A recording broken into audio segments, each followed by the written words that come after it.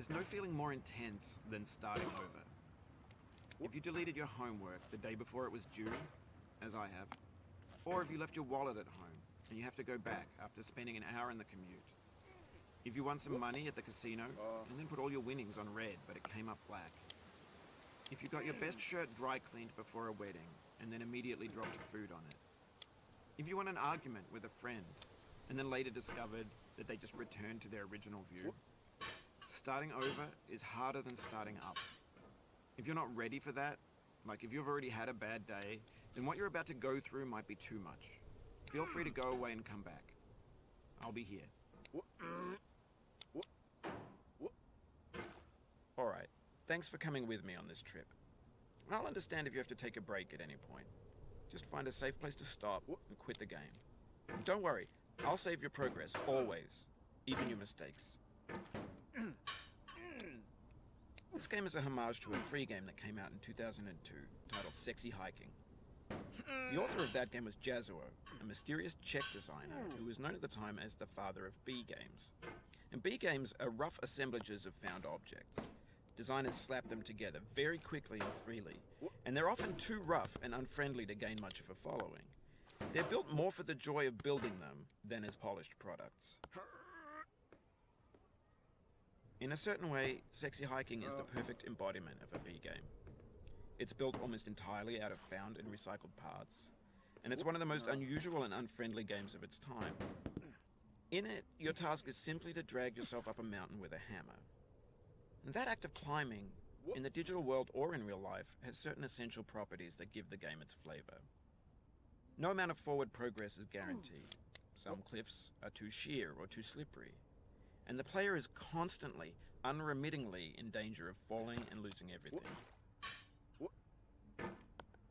Anyway, when you start Sexy Hiking, you're standing next to this dead tree that blocks the way to the entire rest of the game.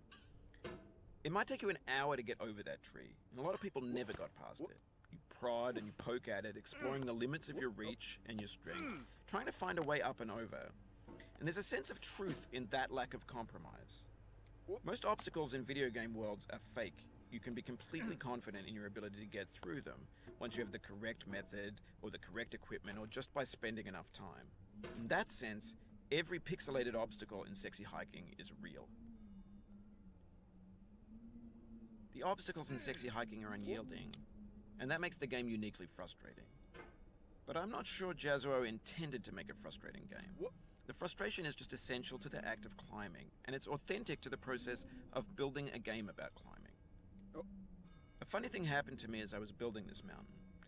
I'd have an idea for a new obstacle, and I'd build it, test it, and it would usually turn out to be unreasonably hard. But I couldn't bring myself to make it easier. It already felt like my inability to get past a new obstacle was my fault, as a player rather than as a builder. Imaginary mountains build themselves from our efforts to climb them, and it's our repeated attempts to reach the summit that turns those mountains into something real. When you're building a video game world, you're building with ideas, and that can be like working with quickset cement. You mold your ideas into a certain shape that can be played with, and in the process of playing with them, they begin to harden and set until they're immutable, like rock. And at that point, you can't change the world. Not without breaking it into pieces and starting fresh with new ideas. For years now, people have been predicting that games would soon be made out of prefabricated objects, bought in a store and assembled into a world.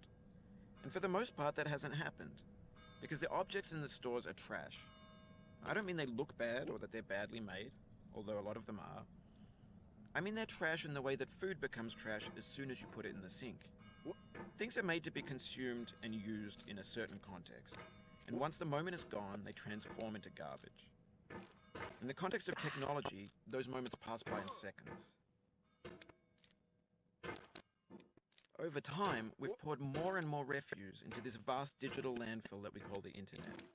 It now vastly outnumbers and outweighs the things that are fresh and untainted and unused. When everything around us is cultural trash, trash becomes the new medium, the lingua franca of the digital age. And you could build culture out of trash, but only trash culture. B games, B movies, B music, B philosophy. Maybe this is what digital culture is. A monstrous mountain of trash, the ash heap of creativity's fountain. A landfill with everything we ever thought of in it. Grand, infinite, and unsorted. There's 3D models of breakfast, Gen X's fanfic novels, scan magazines, green screen Shia LaBeouf, banned snuff scenes on LiveLeak. Facebook's got lifelike bots with unbranded adverts and candid shots of Kanye and Taylor Swift mashups, car crash epic failed GIFs, Russian dashcam vids, discussions of McRibs, discarded, forgotten, unrecycled, muddled, rotten, untitled. Everything's fresh for about 6 seconds, until some newer thing beckons, and we hit refresh. And there's years of persevering disappearing into the pile, out of style, out of sight. In this context, it's tempting to make friendly content that's gentle, that lets you churn through it, but not earn it. Why make something demanding if it just gets piled up in the landfill, filed in with the bland things? When games were new, they wanted a lot from you. Daunting you, taunting you, resetting, delaying you. Players played stoically. Now everyone's turned off by that. They want to burn through it quickly. A quick fix for the fickle, some tricks for the clicks of the feckless. But that's not you, you're an acrobat. You could swallow a baseball bat. Now I know, most likely you're watching this on YouTube or Twitch, while some dude with 10 million views does it for you. Like a baby bird being fed chewed up food. That's culture too. But on the off chance you're playing this, what I'm saying is trash is disposable, but maybe it doesn't have to be approachable. What's the feeling like? Are you stressed? I guess you don't hate it. You got this far, feeling frustrated. It's underrated. An orange is sweet, juicy fruit, locked inside a bit of appeal. That's not how I feel about a challenge. I only want the bitterness. It's coffee. It's grapefruit. It's licorice. It feels like we're closer now. Composer and climber, designer and user. You could have refused, but you didn't. There was something in you that was hidden, that chose to continue. It means a lot to me to come this far, endure this much. Every wise hack, every insensitivity, every setback you've given me is a kingly gift that you've given me.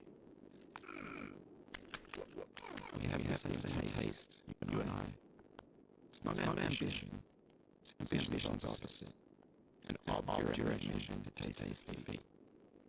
You'll feel bad if you win, so I put this link in for you.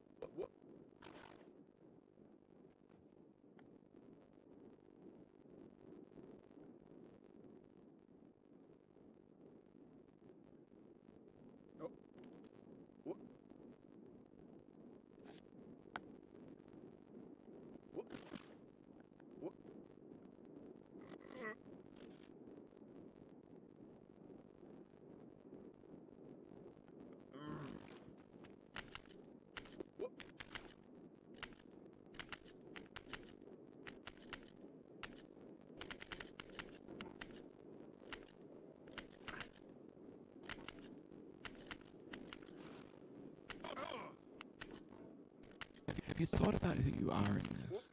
Are you the man in the pot, Diogenes? Are you his hand?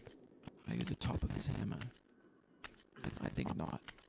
Where your hand moves, the hammer may not follow, nor the man, nor the man's hand. In this here is will, his intent, the embodied resolve in his uphill ascent.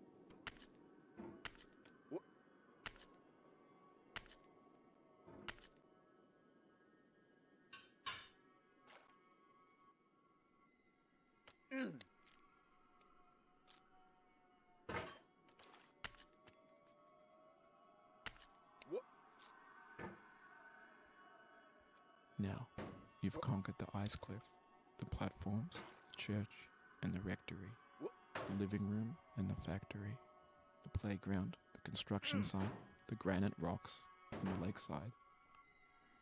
You've learned to hike. There's no way left to go but up, and in a moment I'll shut up. But let me say, I'm glad you came.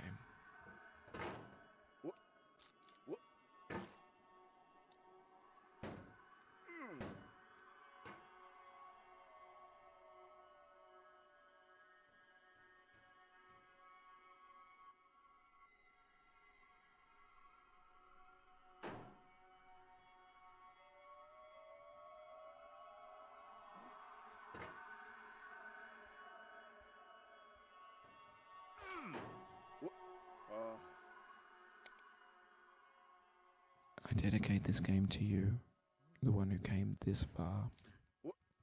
I give it to you with all my love.